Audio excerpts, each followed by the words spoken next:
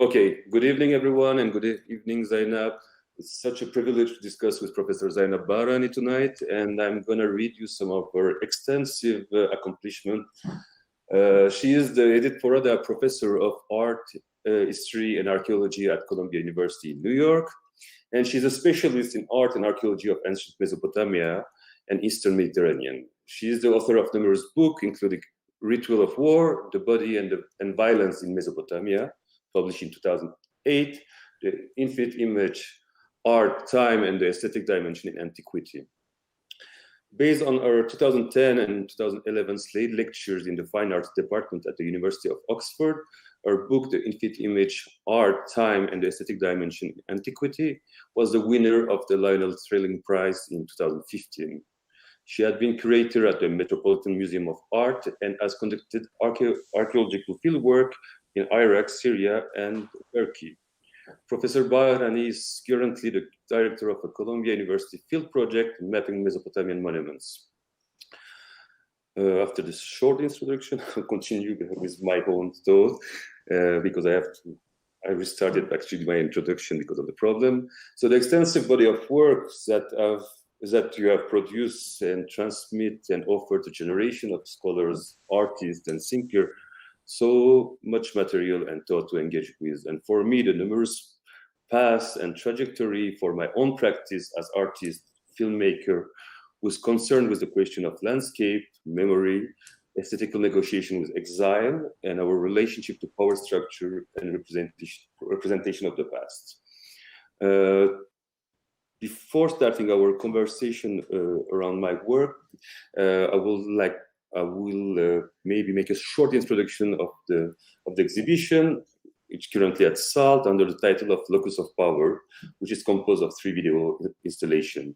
So namely, the first one was done in 2016, called Sandstorm and Oblivion, which contextualized the reigns somewhere between fact and fiction, scrutinizing the act of digging in literal and figurative terms, building on the reports by French and American archaeologists, satellite image, and footage from within the city walls.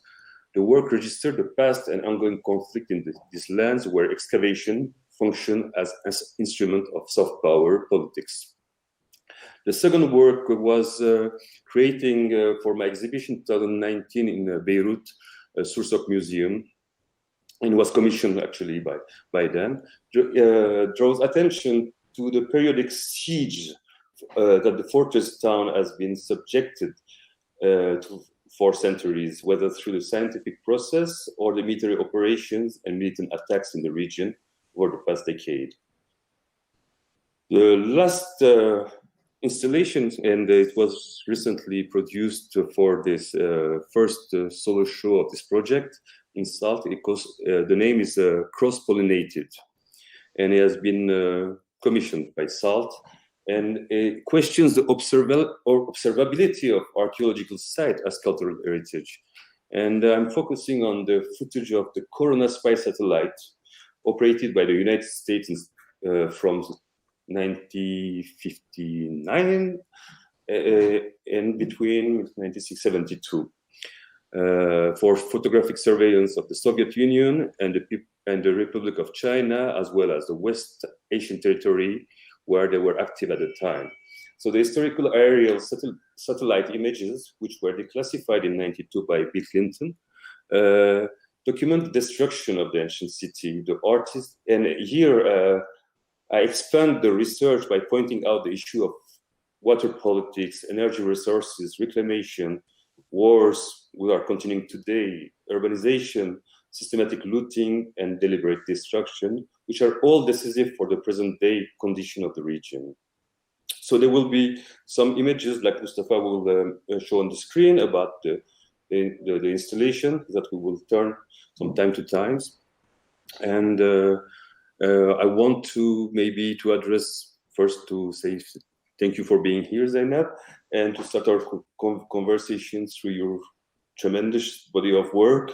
And I know you have been obsessed with this question, who has the power to represent the past, and how can we engage through multiple temporalities to the memory of the land itself. and how our relationship to landscape are a political potential in my art practice and in the art practice in general. So thank you, Zainab, and maybe we can start from here.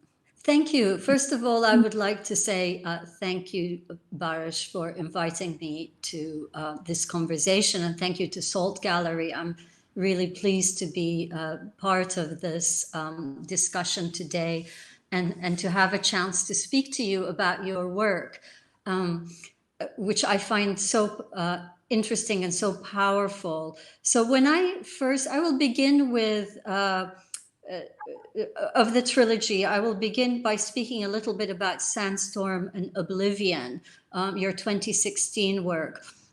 When I first saw this work and listened to it, what struck me immediately was that it seemed to me to be addressing something that I've been very concerned with in my academic writing, and that is discursive regimes of knowledge, right? What Edward Said and Michel Foucault have written about as discursive regimes of knowledge. So I immediately began to think about how the locus of power, as you define it through your artworks, is a locus of power that can be understood in so many different ways. And that's something I would like to explore a bit more with you in the conversation today, these many different loci or loci of power, as we can understand them. The first thing that struck me about the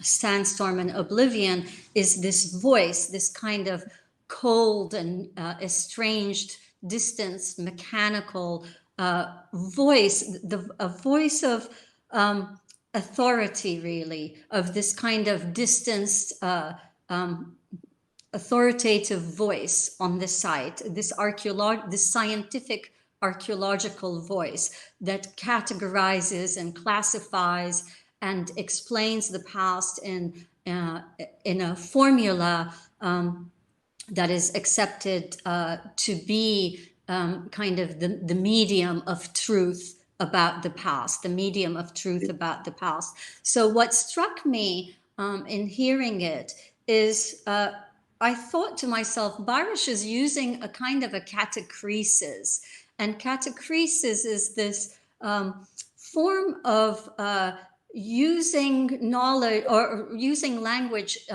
or expressions in almost an incorrect way, right? It's a kind of a reversing of their meaning, and it's something that post-colonial and decolonizing scholars have written about. I believe it was Gayatri Spivak who first discussed the notion of catachresis as a powerful means of challenging the authority of discourse. And so the way that you have used sound and the voice in the Sandstorm and Oblivion, I found really striking and moving. In addition to the visual aspects, of course, the visual aspects of the layers of the site, the traces of the historical past, and how we can understand the human traces as opposed to what has been described to us through this kind of distanced archaeological scientific language. So if we could perhaps move to look at your clip for a minute so that we can see that. So Mustafa.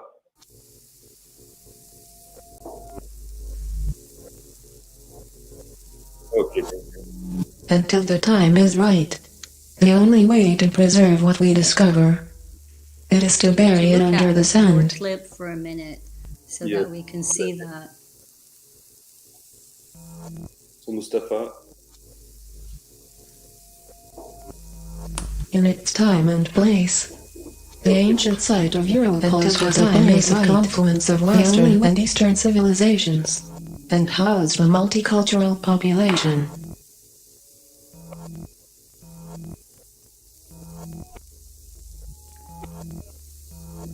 originally called Europos. This place later came to be known by local inhabitants as Dura, the fortress. The fortress because of the strategic, military, cultural and economic role that it would play in the defense of many successive empires.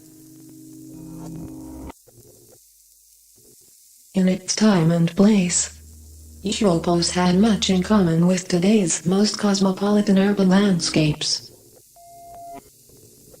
Religious, linguistic and cultural diversity characterize much of this place's life.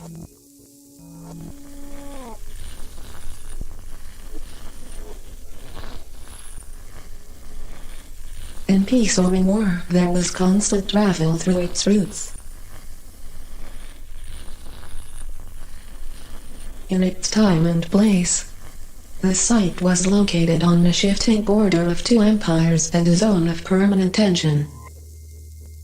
The many changes in political control seem to have had little effect on life there, until new material elements emerged.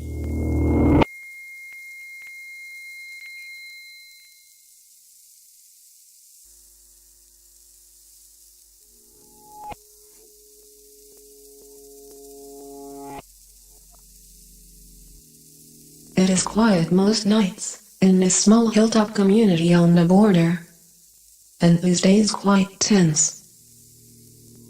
When residents began reporting strange sounds coming from underground, military engineers came running.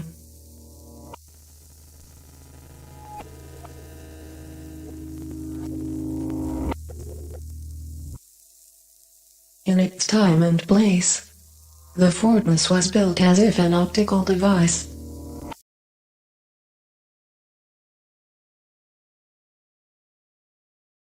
Thank you for your thought, Zainab. And from the beginning of the project, I've been navigating through many temporalities to reflect on different process of the site destruction. And since I'm living in 2015 in Beirut, especially, has been a center for the archival turn in contemporary art practices since the 90s. And in many ways, this has been driven by artists coming from through many various places defined as post-conflict third world, or places that were engaged in decolonizing process. So when I moved to Beirut, it was necessary to think about these practices and this heritage of knowledge production, and also to think about like art practice in this post-conflict area. So in the inception of the project, then there was like this recent satellite imagery revealed that Syria's archaeological sites were being looted on a massive scale. So the view from Dura Europos show a sort of like moonscape from above, and information about looting, monetization of artifacts, and destruction were on the top of search engines.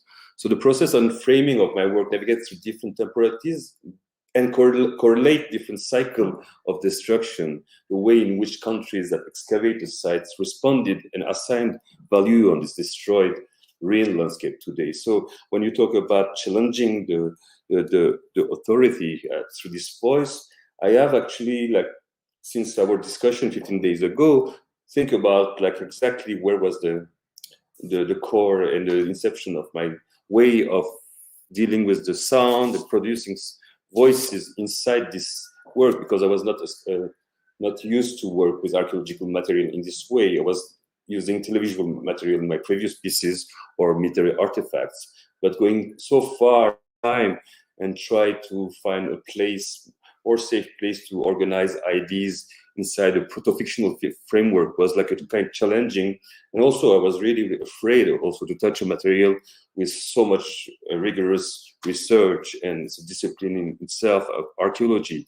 And it's something like when you touch, it's really fragile for me, and how I actually can talk about this idea with someone who's so specialized about this. So coming back concerning this voiceover and the use of the sound in all the pieces, even I need to tell you that I'm coming I've been coming to terms to engage with sonic composition and in narration. It's something particular to me of my formative years. And I started to play the piano at 6 and studied conservatory for 14 years. So before like even writing, I was already making some kind of mathematics or thinking in terms of music and structure and composition actually. And this is something is embedded in my unconscious. And from there, actually, I must say, and I studying the piano, I found myself like completely fascinated by the repetition for the practice about Jean-Sébastien Bach. It's really Western, but yeah, this was the reality. And through his prelude or fugue has been something that transcends my approach to create narrative structure and trigger form of sonic landscape in which I wanted to describe my research to generate composition. So it is coming from the way to practice an instrument, and this repetition like has provoked so much like way of thinking about pattern, but also about space, architecture, and where we display art and how we compose our work of art. And if we have to think about Bach music, it has often been described as mathematical or pure in a Western point of view. And this is due in part of the intricate structure and symmetries present in this music. Symmetrical arrangement and repetitions were typical of composition in Bach time or in time and place, like I used to say in the video. But no one else approaches innovation and mastery of these forms at the time. And while symmetrical elements can be found through Bach's body of work, these elements are most apparent in his later pieces, particularly his canons. And it was very interesting to me to rethink of my relationship with voice and sound and editing patterns that I have worked for this project around this idea of canon. Because the canon derived from the Greek word for rule, and is perhaps the strictest form of counterpoint. And it's made up of two separate voices, one of which is an exact repetition of contrapuntal derivation of the other, and one usually follows the other. And the second voice is said to be strictly generated by the first. So we have like all the structure actually inside of canon, actually, we will embed it like a lot of material about authority, about sound, about voice generating layers of sound. So the two voice, let's come out again. Yeah, one of the voices usually follow the other, and the second voice is said to be strictly generated, like I've said. And the two voices go by many names. One will be the leader, the second will be the follower.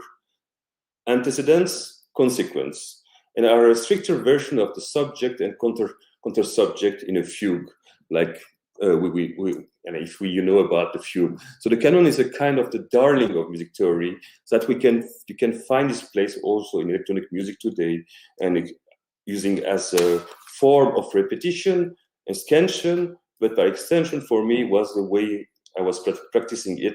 It was the kind of hyperventilation. And this idea of hyperventilation is something I can find in the Zikr, in the region, but also in the political realm. When we think about propaganda, actually, it's the repetition. When we think about militantism, it's the repetition, because we have a struggle, we have form. So I was very keen to try to introduce actually something was unconscious in my formative year in the way I'm thinking about space, about the effect of sound, about the sonic practices. And when we were discussing, I just like found like this correlation with actually what you will like describe as lament about the monuments. And I think it's a ritual of war. Actually, you are discussing about the body and violence in Mesopotamia. So maybe if you want to say something about laments. Yes, I would. I find the multisensory aspects of your work really fascinating. And again, it immediately struck me that the repetition that we see in it is something. I mean, you're now telling me that this was inspired by your training in Western classical music. But as you know, it's also a major part of Islamic tradition. So the zikr, right? That, and I like that word because it references remembrance as well. It's about repetition and memory at the same time. And so, of course, that came to my mind in viewing your work.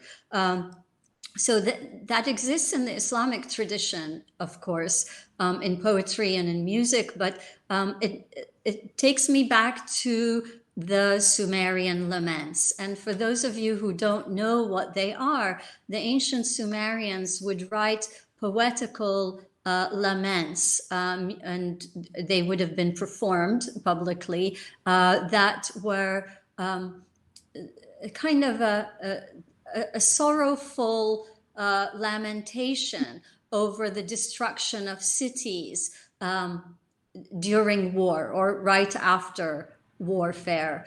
And this is one of the best known genres of poetry from the ancient Sumerian world. And so these works, especially the Sandstorm and Oblivion and Beneath Crowded Skies, they really immediately brought to my mind the notion of the lament over the destruction of cities. That was the first thing that I sort of associated them with in my mind, because I'm constantly thinking about the ancient past as well. So I see an aspect of that there. So the poetic, I would say that the poetical as well as the musical is an aspect of this multisensory work, as far as I can see, or in the way that I responded to it in any case. But I want to also get back to something that you said that I found kind of amusing, and that you said that when you first started to work on this archaeological material, you were almost I don't know, kind of afraid or intimidated by the technical aspect of it. Like, there's just so much knowledge and it's expertise involved. And it makes me think about how this kind of legitimization through discourse is also a form of exclusion, and that it becomes something that excludes people from this like technical expertise of the realm of only the few. And then therefore that would mean that people of the region can become increasingly cut off or dissociated from the landscape, the history, the archives of the area. You spoke about looting and the archival turn, but of course looting is also an extraction of archival material from the layers of the ground, right? Mm-hmm. And so the archival memory, the traces of the past of this whole region through looting, through destruction, becomes lost as well. So I think that the works engage with this notion of the archive, for me, in a really interesting way, not in a kind of a superficial way of saying, well, these are archives and these are not, and we have clear-cut definitions of what that would be and where historical knowledge is stored, but kind of a pointing to where traces of the past, as you say, as you point out in your works, through things like graffiti and other things, are also parts of our archival knowledge. That's a part of the earth, that's a part of the landscape, and this aspect of the being part of the landscape is what I, as you know, is something that I've been so obsessed with. This bringing it back to the actual lived experience, to the landscape, to the earth that you can touch with your hands, this very real aspect of the location that I think your work brings out, but also at the same time reminds us of this distance that's been created through discursive regimes of knowledge that have been imposed, on the one hand, through colonial archaeology, and then more recently through things like satellite imagery and through remote sensing technologies of all kinds, and these other aspects of technologies as well. Yeah. Thank you for this, because I find a numerous bridge like between the thought of like your discipline and what you were saying about touching the ground and to have a grab on the reality and today. And actually, I think it's by the medium of the video and the digital technology, we have like reached a moment in time, and through the transformation of the analog to digital, to the potentiality of the tools. And if we are to consider has increasing geopolitical complexities and technology of communication and surveillance have decentered the world, and the understanding of orientation or the idea of navigation through time, the current situation left behind is not only ruins, but also conflicting narrative and something about the formulation of emotion with conflicting collective identities and many more. So alongside the material effect of the wars and the fragmented society, it's somehow became clear that contemporary history could only grasp in fragmentary and preliminary terms. So a totalizing view seems inapplicable within the collapsing state, the state of deprivation, an ongoing war context or a post-war context, when regimes are polarizing identities like today, and especially one where armed conflict is still ongoing or on the verge. So we can probably say that exploring the possibility of archival and documentary formats within art to use it as space that enable complex visual temporalities, narrative, protocols, and cognitive procedures. So the terrain of the archive here and reproduction, because the archive as is reproduction actually, and all the material I'm using is already reproduction of the reproduction of the reproduction.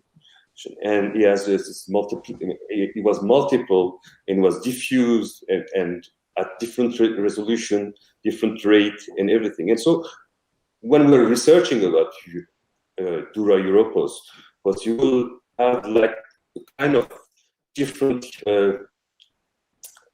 tape content or hierarchy of images according to a set of data about the size, the colors, the weight, etc. So the terrain of the archive and reproduction provide a productive ground and at the same time a powerful tool for visualizing fractured temporalities when combined with digital technologies. And this digital technologies today is really, really at the core of any form of research. And maybe it's where actually I was saying I'm afraid that because I can start a project with only a phone in my pockets by screen grabs and taking pieces or fragment of something and put in a timeline, which become my terrain of archaeology. And my terrain actually as an artist is my timeline here. So interpreting the archive is vital to expose and making use of this political potential.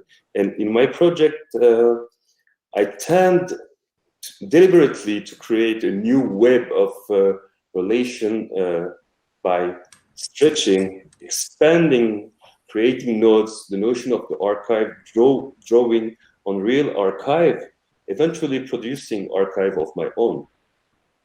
And by using the video medium and spatial framework, and the different image and documents are from the 20th century, and they have been archived and digitized in the 20th century, but I'm appropriating them in the 21st century. And in that sense, these documents conserve aspect of that history. And that's something like we really struck me actually to play with that, because when I'm building timeline, I have to face also like the archive material in itself, whether it's from Google or the open website of the Yale University about the site precisely, I have only a reproduction of the photo. I went to the Louvre to take picture with my phone. It was not authorized. Then I decided to enter in the discussion to get that, but I didn't want to enter the realm of archaeology. I wanted to stay far, like a satellite, which can be problematic, but it's also a question about the potential of the placement and the perspective that people will put on these documents. So this source and this digital multiple reproductions drove me to elaborate this kind of artistic strategy based on the idea of surfacing and resurfacing through different reproduction and multiples for the visual, even the text making and the voice that carries it. It's muted. It's muted. Oh, sorry. I think that you're using these technologies of reproductions and the many layers of copying and reproducing in this way is a reminder to us also about archaeological knowledge, that it's always fragmentary, right? And that it's always reproducing something from the before. So I think that you bring that out well in the work, that knowledge is fragmentary. And to me, what seems clear is that what happens in it is that only particular stories are told, and there are many aspects that are still unspoken or untold, and that there is still that trace of the past somewhere in there, but maybe it hasn't always necessarily made it into specifically accepted forms of archival knowledge. So by increasing these, by kind of opening up the possibility of different forms of knowing or responding to the past, to me this becomes again a form of challenging the accepted knowledge of a site like Dura. And so you say that you wanted to approach it from a distance because you didn't want to get into kind of the real of archaeology, but archaeology itself approaches things from a distance. So I don't really see it as that different in the end. I mean, I see it as a kind of a parallel activity of relating to the past, as opposed to one that's more further away, or more displaced or more distanced, let's say. So it's a kind of at least that's how I felt about it when I looked at it, that this seemed to be a parallel form of responding to the past and looking at it as a source of memory, as a place of traces of the past. So, I mean, that's why as I said at the beginning, it made me think about what you meant by locus of power, because we can understand that expression in several different ways. The locus of power can be a technological power, obviously. And when we reach your third video, I think we can see that the technology is one of the loci of power, right? And discourse we've already discussed, but also the past itself, right? Yes, and the status of the archive actually here, as in 2009, I think it's the art historian Al Foster's, he notes that the status of the archive has gone from that of the modernist passive site of storage to contemporary construction sites. And there's an absence of hierarchy, an opposition to centrally organized fixed structures. So it does not imitate, mimic, or represent a fixed path, but rather develop a map-like structure. And this map is open and connectable in all of its dimension, is detachable, reversible, susceptible to constant modification.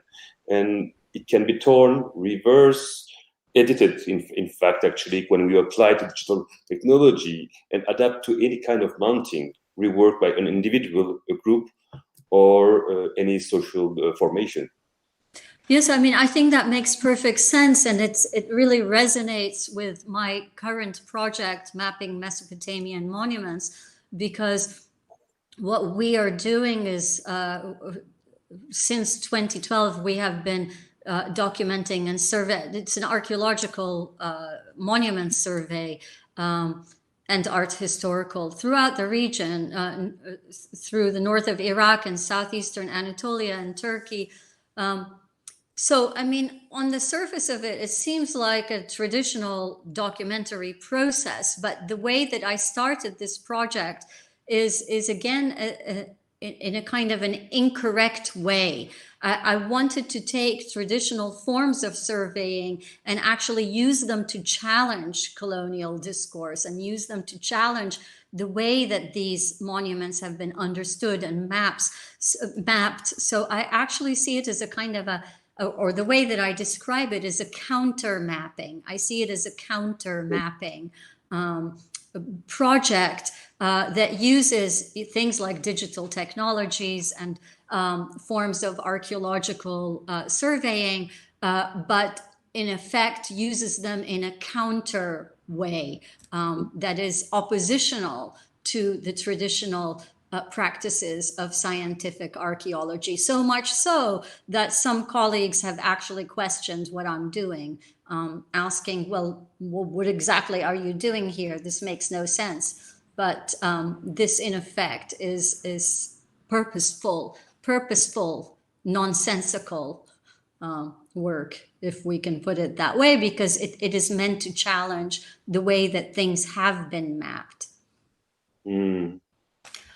So, I mean, I do think that there are ways to use these works of art and even academic discourse. I guess this is what I'm trying to get to, is that I think that both works of art and academic discourse can, and even field projects like my own, can be used as kind of a force for decolonization, let's say. I mean, I certainly feel that way about my mapping project, and I see that in your work, that it can become a voice for protest, that it is a kind of a locus of power in that way as well, that it becomes a place where protest is possible. So it can be a force for decolonization at the same time. It's very interesting, because I remember, I think, in one of your talk, and you were discussing, because you cannot share actually this new project, because it's used also by actually groups to maybe to identify places to be looted. I know it's not. Yes, it's. We have a website, but the full catalog is not open to the public because we don't want to create more looting and so on. So right now, you can only access it if you get a password, and we're happy to share a password with anybody who wants it. But it's not completely open right now, and this is something that makes me unhappy. I would like to have it open access for everybody, and I hope that will happen before too long. But it is this worry that is constant, because a great deal of destruction has taken place recently. But I want to also remember that a great deal of destruction takes place in other ways as well. Development. I mean, you live part of the time in Lebanon, so I don't need to remind you about development and how destructive the development is. It's not just straightforward targeting of sites that's destructive of history and the kind of historical material archive in the ground, the way that I see it. But there's looting, but there's also development, there's kind of capitalist investment, the whole kind of neoliberalization of cultural heritage protection processes that become part and parcel of a much larger problem. There are involvements of even such things as NGOs and non-governmental associations. I mean, governments obviously, but also non-governmental associations and so on. So, I mean, it's just become such a massive and vast and large-scale, multiple layers of destruction that one doesn't really know where to begin. And so, yes, I think that a lament over the destruction of cities is an appropriate response to what is happening. I mean, Dura was, as the viewers may already know, was a very multicultural, multi-religious, multi-ethnic place in antiquity. People seem to have lived together in a reasonably decent way before its collapse, before the final siege and capitulation. And so between 2012 and 2015 or so, it became completely devastated by warfare and conflict and looting that supplies an international market. I mean, it's not looting for the people next door, it's for an international global market that is worth millions of dollars. So it's all... It's the second funding after the oil, actually. This is where in the last piece that maybe we can right. So I mean, the extraction, I mean, this takes us to your other work, the cross-pollination, and how the extraction of antiquities and the extraction of petroleum are in some ways parallel in this part of the world, and that technologies that make this happen are also an aspect of a kind of a locus of power. So should we... Yes, go? yes. Mustafa, if you can put the last video.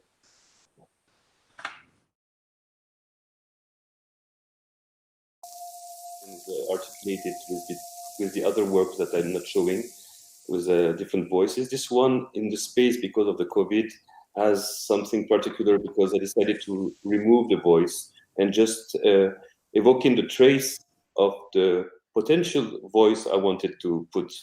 So you will just see subtitling on remains and something coming from my timeline, the sound of sand, sounds coming from the debris of the archival footage and images I was putting in my timeline. It's very confusing when we work on the timeline. So let's watch that and maybe discuss about it and the topics we were like always talking. Mustafa?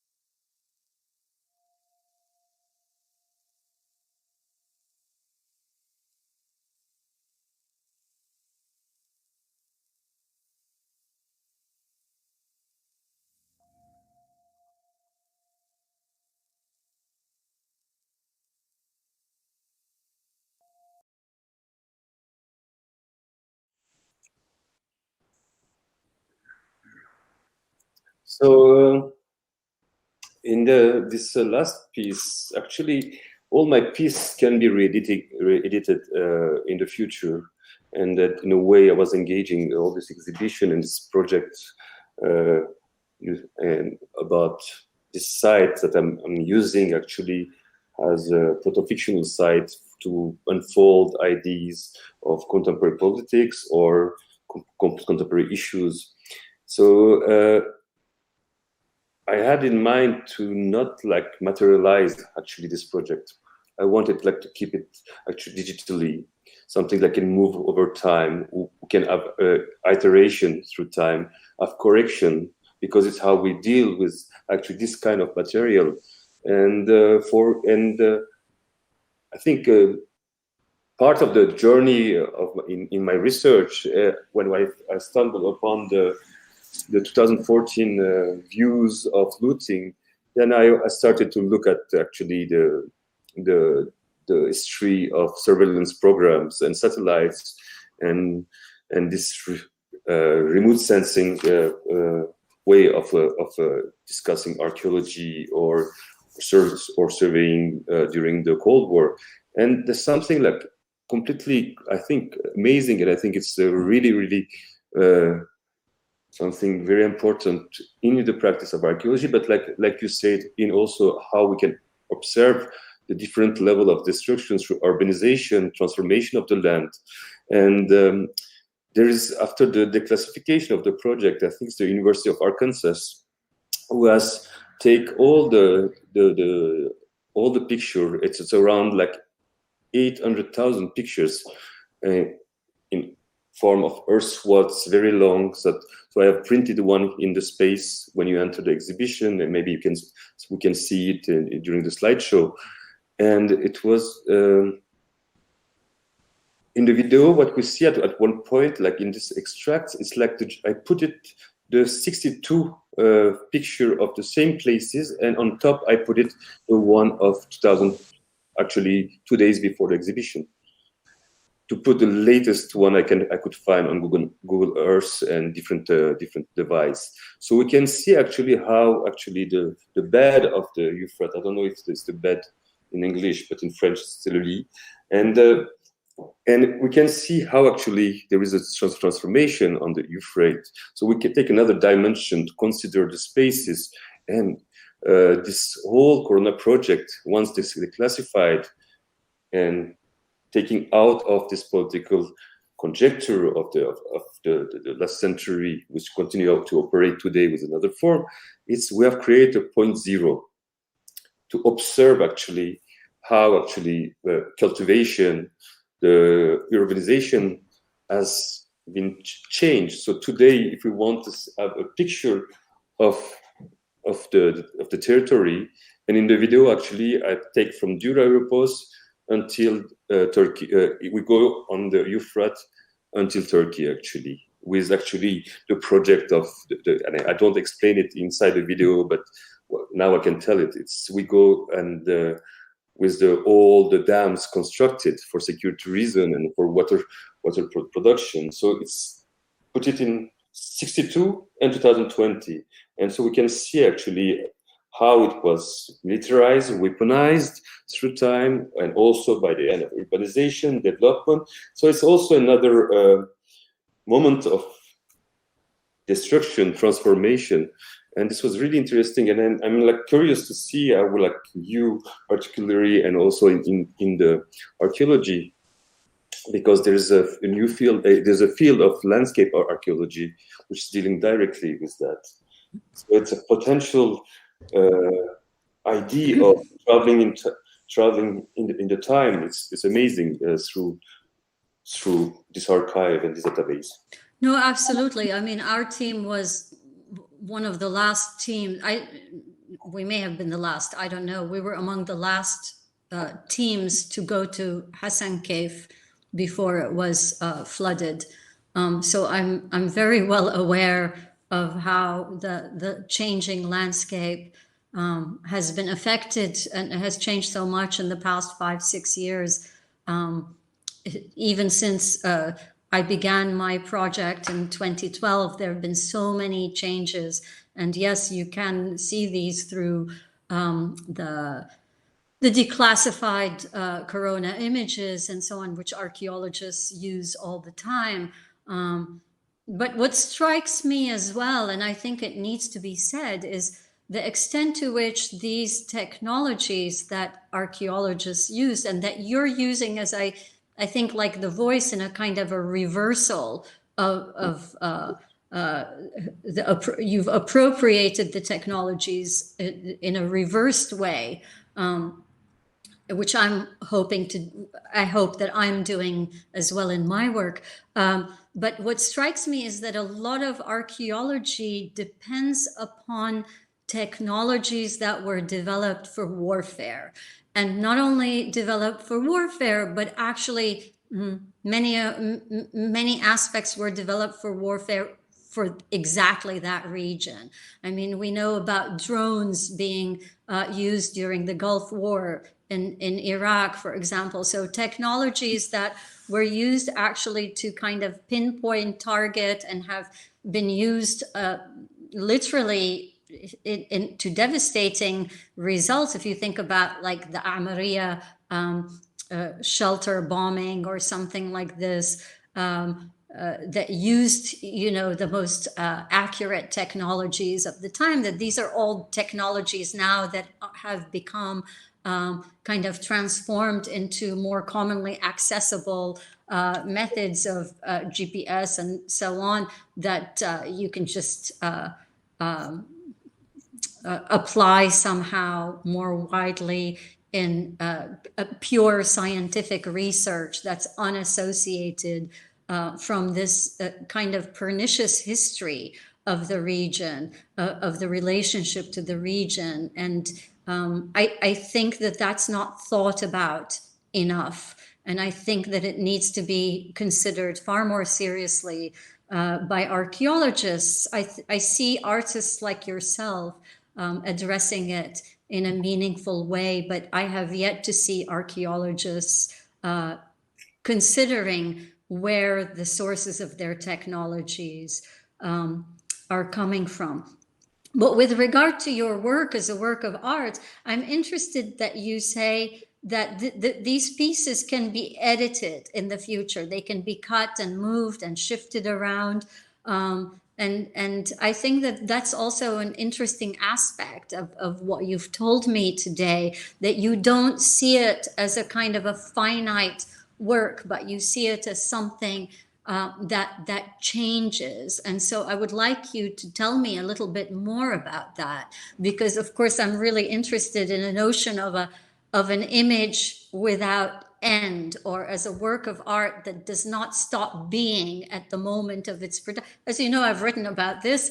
I like to think about the work of art as something that does not finish at the moment of its production, but that has a continuous life, that somehow is able to continue even beyond us.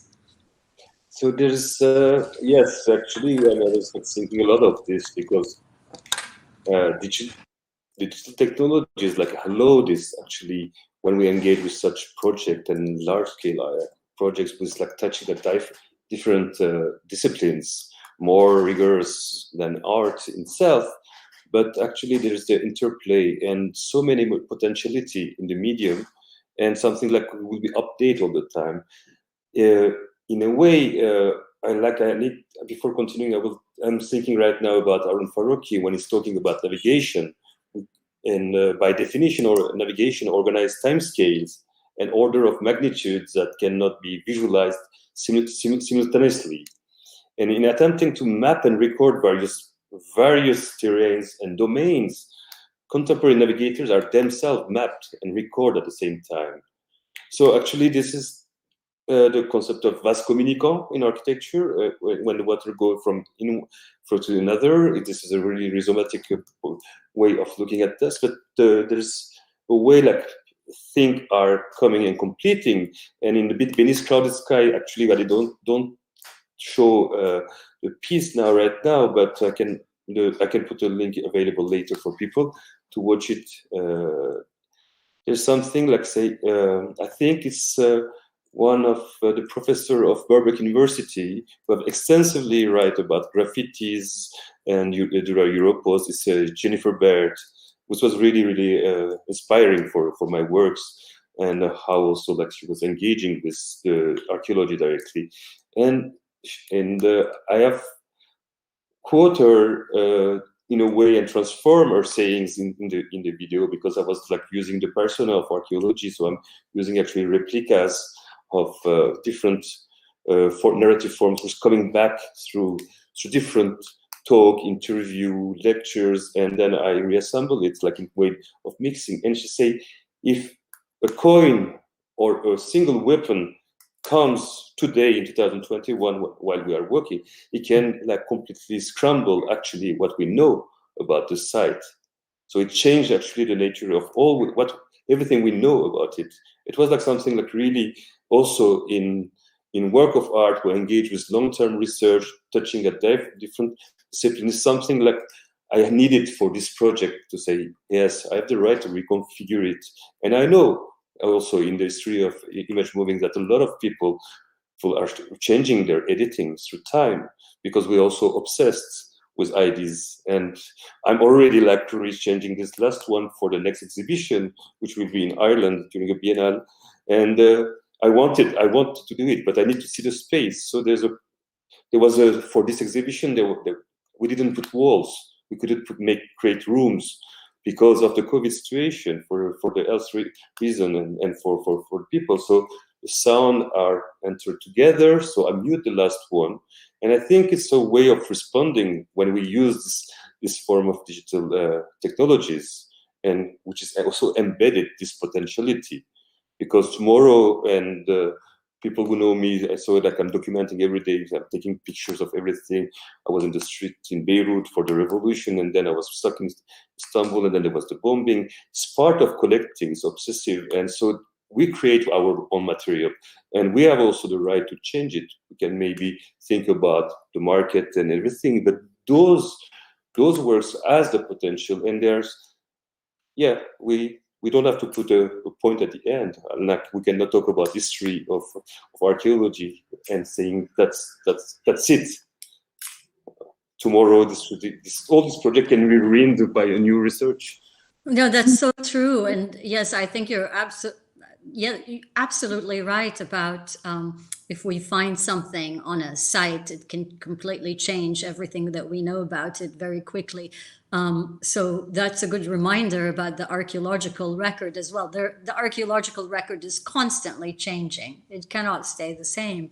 So like a work of art in that sense. But I want to ask you one more question, and that is about this kind of like obsessive documentation. And I guess that I want to ask you, Barış, as perhaps a way to better understand myself, because I have the same obsession, as you know. And I think about it as a kind of like archival fever.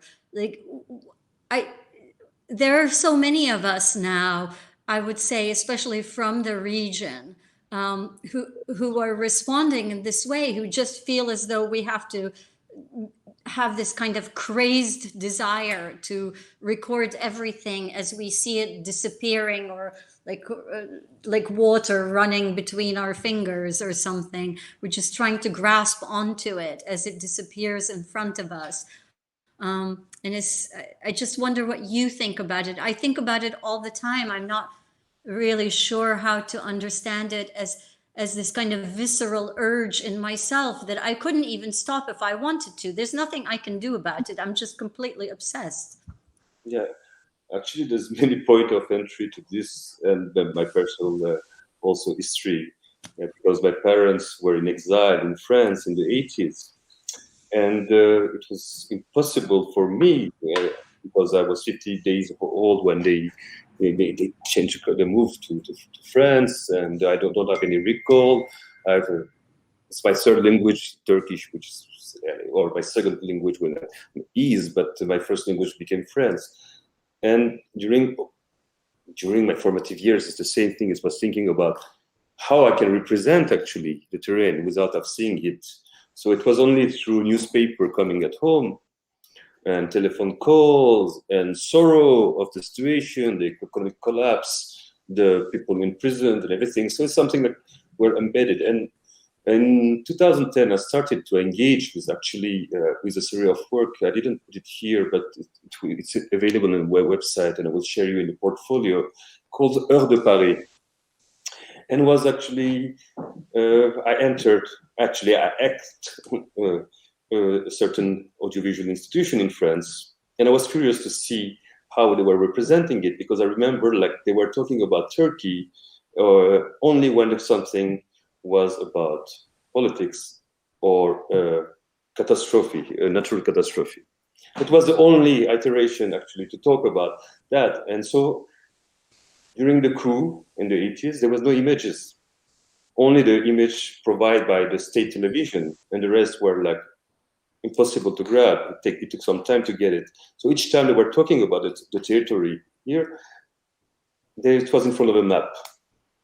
And this absence of images, in a way, was like for me, I've made a lot of work with using this concept and using about how they were tracing that. Also in the video, the first video, I didn't put extract.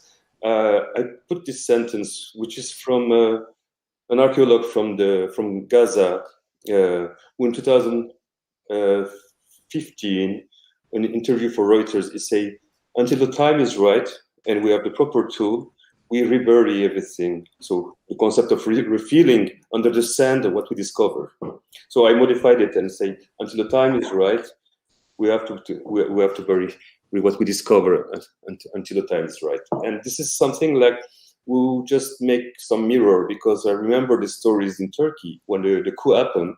All the leftists in Turkey and the family, because people were fleeing the country, like they have like put their books, their Marxist books and everything, their documents under the hearse, because it was a crime.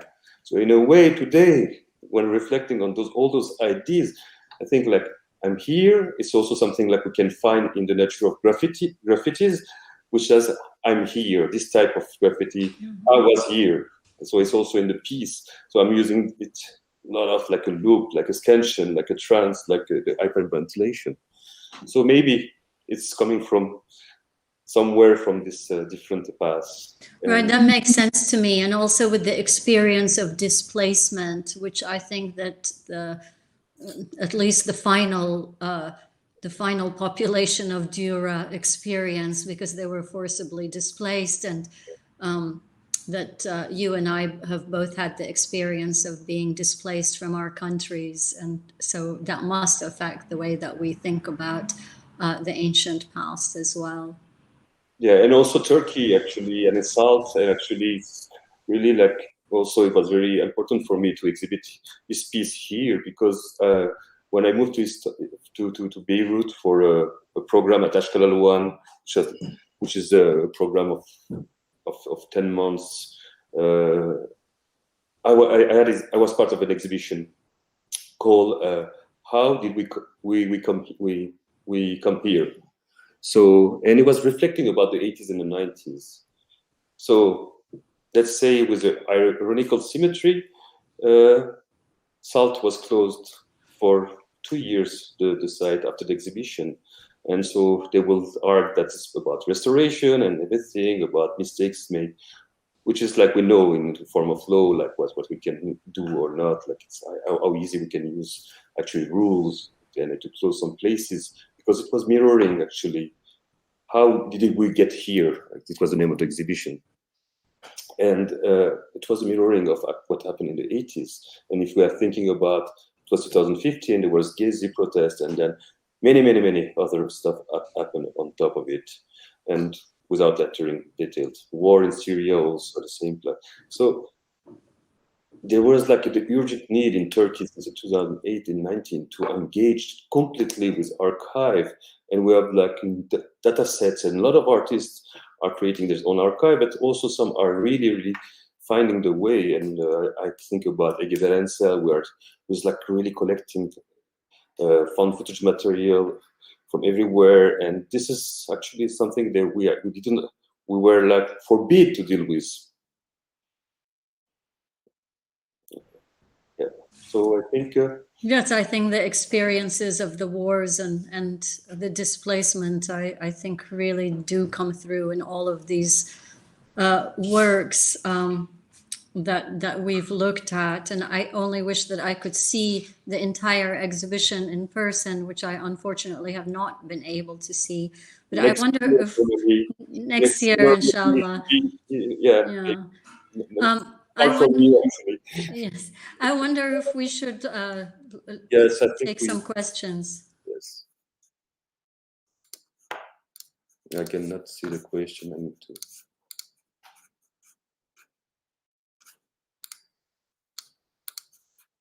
Is there any question? Let me see.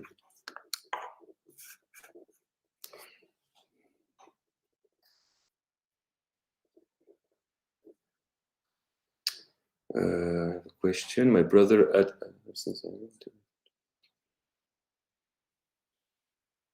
Okay, we have someone who's asking if we can help to buy medicine in Syria, and yeah, I don't know if we can help from here. And very sadly, yesterday was the anniversary of the revolution, the 10 years of the revolution yesterday. But we don't have any question for the moment,